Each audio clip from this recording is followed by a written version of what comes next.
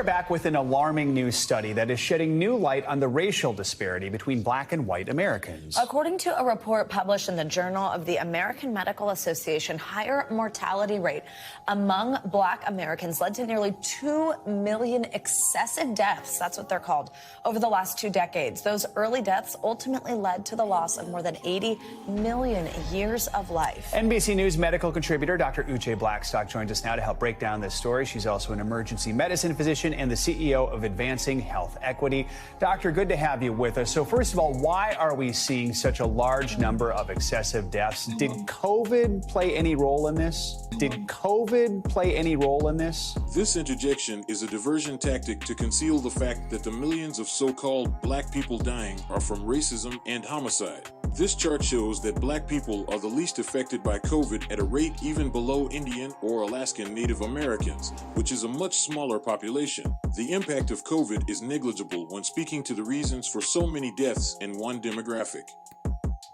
Hi, Joe and Savannah. Thank you so much for having me, and thank you so much for reviewing this important article.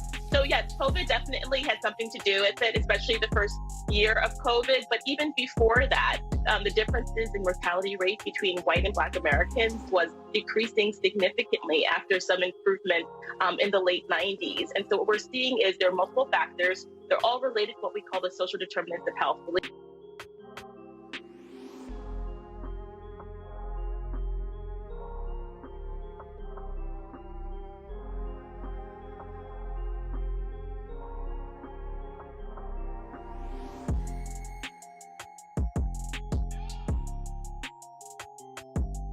Related to access to affordable housing, quality education, gainful employment, access to green space and healthy food. All of those are impacted by systemic racism, and we're seeing how that manifests in the health of black Americans. And I think these numbers are incredibly sobering and call for both policy at a local, federal, and state level intervention. Doctor, in addition to COVID being a specific major issue,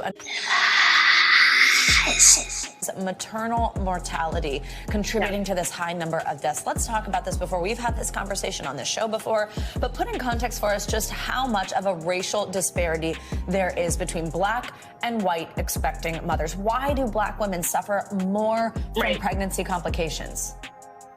So in the U.S., black pregnant people are 3 to 4 times more likely to suffer from pregnancy-related complications than their white peers. And here in New York City, that rate is 8 to 12 times higher.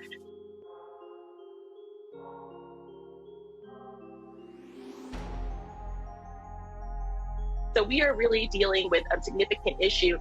These rates are higher than that of even some low and middle income countries. I would say overall, the U.S. is not doing great in terms of their overall maternal mortality rate, but for black pregnant people, it's more striking. And it has, there are multiple reasons. A lot of it has to do with the fact that, pregnant people will say that when they ask for care or complain of a symptom, that they're not being listened to by their healthcare professionals.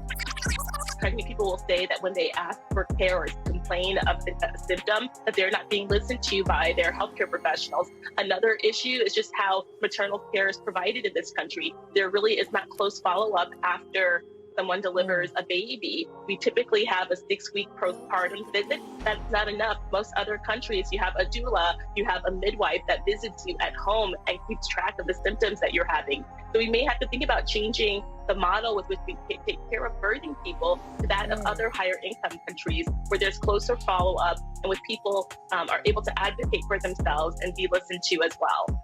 Dr. Blackstock, we only have a little time left here, but we do want to talk about the price that black Americans pay. Given these higher mortality rates, black families are more likely to be grieving the loss of a family member at any given point. So what is the impact on physical and mental health?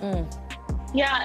And when we hear those numbers and we think about this, like those are missed graduations, missed celebrations, not having grandma or auntie or uncle at an important event, right? So, that's why we are seeing higher rates of depression, higher rates of anxiety. Even when we look at suicide rates over the last several years, those have actually increased over with young black men and women. So we've seen these increases, and we have a situation where we don't have enough mental health counselors of color. So again, we need to think about multiple ways to address this issue.